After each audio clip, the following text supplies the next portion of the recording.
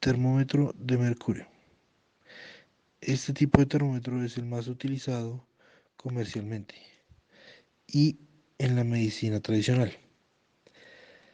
Consiste de un tubo de vidrio sellado que contiene mercurio u otro fluido con características conocidas. El volumen de dicho fluido cambia con la temperatura de manera uniforme, dilatando o comprimiendo. Este cambio de volumen se aprecia en una escala graduada. Este tipo de termómetro toma su nombre debido a que en el diseño original utiliza mercurio como su fluido base. Sin embargo, con el pasar de los años se han desarrollado termómetros con diferentes fluidos que han sido caracterizados, incluyendo alcohol y en ciertos casos otro tipo de fluidos con colorantes. Termómetro bimetálico. Es un dispositivo para determinar temperatura que aprovecha el desigual coeficiente de dilatación de dos láminas de metal diferentes unidas de manera rígida.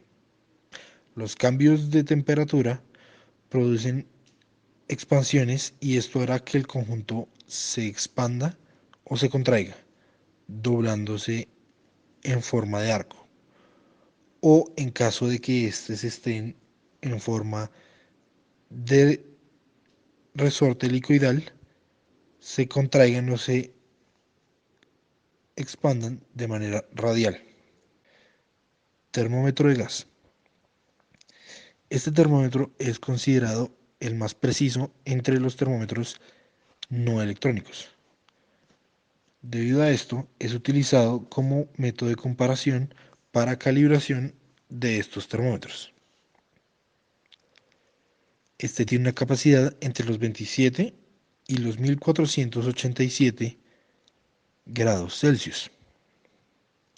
Se divide en dos categorías: volumen constante y presión constante. Para el de presión constante, la temperatura es medida mediante la diferencia de volumen presente en el termómetro. Al aumentar la temperatura o disminuir la temperatura, el volumen se dilata o se contrae respectivamente, dando así una medición utilizando una gama de volumen. En el de volumen constante se utiliza un manómetro o una columna de mercurio que está conectada a la ampolla para darle un volumen fijo al gas de la ampolla. La altura de la columna de mercurio o el valor dado por la presión en el manómetro indica la presión del gas. A partir de esta se puede calcular la temperatura. Termómetros de resistencia. Los termómetros de resistencia son transductores de temperatura los cuales se basan en la dependencia del material de la resistencia eléctrica de un material con la temperatura, es decir, son capaces de transformar una variación de resistencia eléctrica en una variación de temperatura. Se puede observar en la primera diapositiva un termómetro de resistencia con un circuito básico que está integrado. El elemento consiste en un arrollamiento de hilo muy fino del conductor adecuado bobinado entre capas del material aislante y protegido con un revestimiento de vidrio cerámica. Podemos observar que hay terminales de conexión, está el arrollamiento en este material es de platino y está la parte de cerámica que es como el que aísla, que puede ser de vidrio, cuarzo o cualquier otro material. El material que forma el conductor se caracteriza por el llamado coeficiente de temperatura de resistencia, que expresa a una temperatura específica la variación de la resistencia en ohmios del conductor por cada grado que cambia su temperatura. Este cambio de temperatura y de resistencia lo podemos dar con la fórmula RT igual a RO entre paréntesis L sobre el coeficiente por la temperatura. Dependiendo del solenoide que se está utilizando, esta variable puede influir o cambiar. Podemos observar una gráfica la cual está relacionando la diferencia en ohmios con la temperatura. Esta es la relación entre el valor real de la resistencia y el obtenido por la fórmula RT anteriormente mencionada. Materiales para sondas. Estos materiales, como los dijimos anteriormente, normalmente pues son los materiales que están directamente relacionados con la resistencia.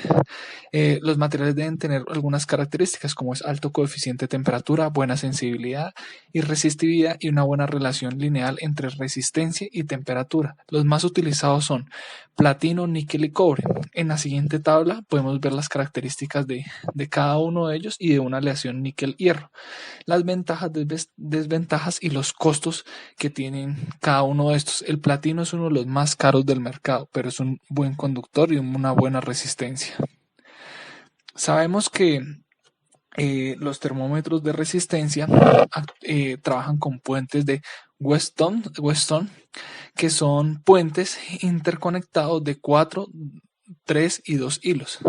Un puente consiste en un rectángulo formado por resistencias cuyos extremos opuestos están conectados uno a una fuente de tensión constante y el otro a un galvanómetro. Cuando por la variación de una resistencia el galvanómetro detecta corriente nula, se dice que el puente está equilibrado. Acá podemos ver un diagrama del puente y podemos ver en esta diapositiva los tres diagramas diferentes que se utilizan normalmente para los puentes en los termómetros de resistencia, que son de 2 hilos, 3 hilos, 4 hilos. La calibración de los termómetros en general se hace por dos métodos normalmente, uno por comparación y otro por puntos fijos o calibración absoluta. Por comparación consiste en comparar la lectura del termómetro cuyas características son conocidas con la lectura del termómetro que estamos calibrando. Y por puntos fijos es una calibración donde se utilizan elementos los cuales se saben su temperatura por tablas, como el hielo, que es bien sabido que el agua se congela a 0 grados centígrados. Los termopares o termocuplas están formados por la unión de dos metales, como se puede observar en la imagen. Estas, cuando se calientan o se enfrían, producen una tensión, la cual es proporcional a una temperatura. En instrumentación industrial, estos son usados como sensores de temperatura, ya que son económicos, tienen conexiones estándar, tienen amplios rangos de temperatura. ¿Qué tipos de termopares hay? Como pueden observar en la imagen, hay muchas combinaciones de metales. Esto es para las diferentes aplicaciones que se requieran. Los más comunes son los J, K y T, de los cuales el tipo K es el más popular debido a su amplio rango de temperaturas y bajo costo, mientras que otros como el R, el S, el B tienen un alto rendimiento de hasta 2320 grados, pero son por los metales de los que están hechos. ¿Cómo seleccionar un tipo de termopar? Bueno, se siguen varios criterios como lo son el rango de temperatura, la resistencia química del termopar, la resistencia de abrasión o vibración o los requisitos de instalación, ya según lo deseado. Para la calibración o verificación se compara la medida de un patrón de referencia con la medida del mensurando. Para esto necesitamos una fuente de calor y un calibrador. La fuente de calor ya sea un horno o un pozo seco. En este caso en la imagen se ve un pozo seco, el cual pues, nos muestra una temperatura a la que está conectada el termopar, el cual va directo al calibrador donde se ve la otra temperatura.